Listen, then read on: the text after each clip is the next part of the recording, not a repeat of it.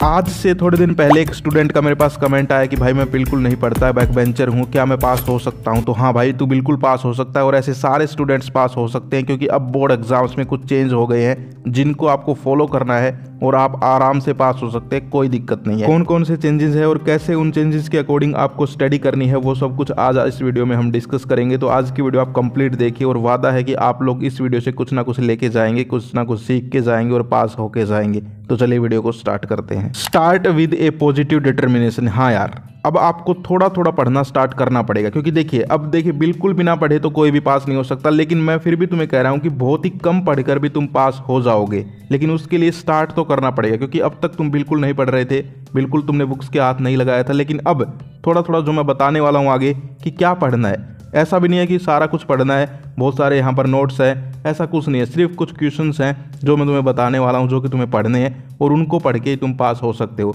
लेकिन सबसे पहले ठानो, इरादा करो कि हाँ अब पढ़ना स्टार्ट करूंगा भाई, जो तुम बताओगे उन टिप्स को फॉलो करूंगा। Start learning most repeated previous year questions. हाँ जी, आपने सही सुना। आपको अब क्या करना है, प्रीवियस ईयर पेपर्स की तरफ जाना है। प्रीवियस ईयर पेपर्स क्या होते हैं? पिछले सालों के पेपर्स, यानी कि आपने जो अब स्टडी की है, जो सिलेबस आपके है, उसी सिलेबस से पिछले सालों में भी बहुत सारे सालों में पेपर हुए हैं। तो जो इंपॉर्टेंट क्वेश्चन है वो बार बार रिपीट होते हैं। ये मैंने एनालिसिस किया है 3-4 बोर्ड्स के क्वेश्चन पेपर्स को उठा के पिछले सालों के, और तभी मैं ये वीडियो बना रहा हूँ। तो मैंने देखा कि 30 से 40% क्वेश्चंस जो हैं वो यहाँ पर रिपीट होते रहते हैं। तो अगर तुम सिर्फ उन क्वेश्चंस को कर लेते हो, मैं ये नहीं कह रहा कि पूरा का पूरा पेपर पढ़ो, सिर्फ 30 से 40% पेपर में जो है ऐसे क्वेश्चंस होते हैं जो कि बार बार रिपीट होते रहते हैं, वो क्वेश्चंस मोस्ट इंपॉर्टेंट क्वेश्चंस हैं और वो क्वेश्चंस हमेशा रिपीट होते रहते हैं, हमेशा।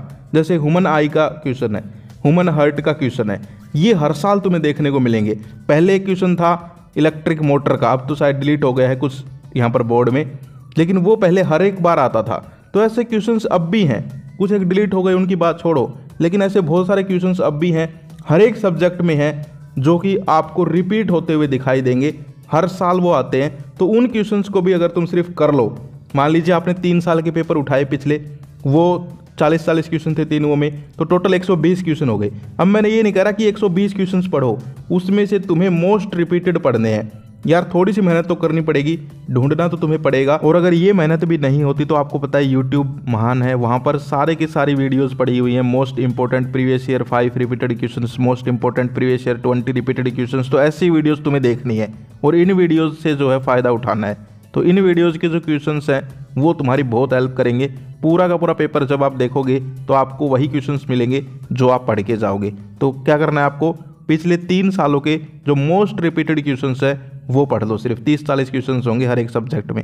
सेकंड हम बात करें ऑफिशियल बोर्ड्स प्रैक्टिस सेट, यानी कि आपको क्या करना है, जो बोर्ड की वेबसाइट पे ऑफिशियल सैम्पल पेपर्स आते हैं या फिर प्रैक्टिस सेट आते हैं, उनको सोल्व करना है। मैं ये नहीं कह रहा कि तुम कोई सैम्पल पेपर की बुक खरीदो जो आजकल चली हुई है, नहीं खरीदनी, क्योंकि अगर वही खरीदनी होती तो तुम ये वीडियो नहीं देख रहे होते।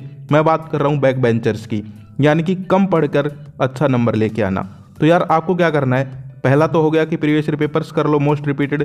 इसके अलावा जो बोर्ड के ऑफिशियल प्रैक्टिस सेट हैं उनको सोल्व कर लो। जैसे कि यहाँ पर अलग अलग बोर्ड हैं, उनकी ऑफिशियल वेबसाइट पे आप जाते हो तो वहाँ पर बोर्ड खुद रिलीज करता है इन प्रैक्टिस सेट्स को, और इसी पैटर्न पर आपको पेपर देखने को मिलता है। तो अगर तुम इनको सोल्व कर लो, यानी कि क्वेश्चंस तुम्हारे सामने हैं और इनके भी सॉल्यूशंस यूट्यूब पे मिल जाते हैं, तो भी तुम जो है आराम से पास हो सकते हो।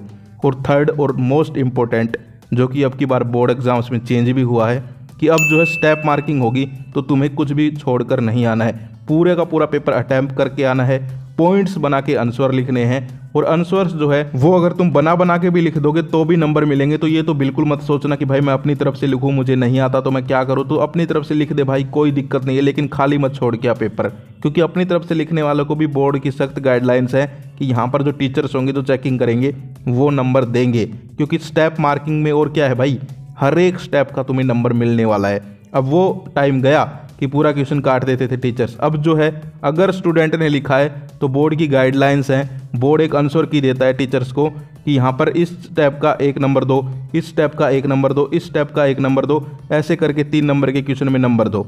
ऐसा नहीं है कि पूरा क्वेश्चन काट दिया। तो तुम्हें कुछ भी छोड़ के नहीं आना है। अगर जैसे 3 लाइन का क्वेश्चन है, तुमने 1 लाइन भी लिखी तो उस 1 लाइन का नंबर भी तुम्हें मिलेगा। तो इसलिए मैं कह रहा हूँ एक लाइन भी जो है तुम्हें पास करवाने के लिए बहुत ही महत्वपूर्ण है। तो आपको कुछ भी छोड़ के नहीं आना है, और और जो चीज़ें बताई उनको फॉलो करना है, चाहे वो प्रैक्टिस सेट हो चाहे वो प्रीवियस ईयर पेपर हो। ना तुम्हें कोई बुक उठानी है, ना कोई सैम्पल पेपर उठाने हैं, ना कुछ नोट्स पढ़ने हैं। सिर्फ ये छोटी छोटी चीज़ें भी अगर तुम कर लेते हो तो ये लास्ट टाइम है गाइज, अब पढ़ना स्टार्ट कर दो और आराम से तुम देखोगे कि आराम से पास होने वाले हो, कोई दिक्कत नहीं आने वाली।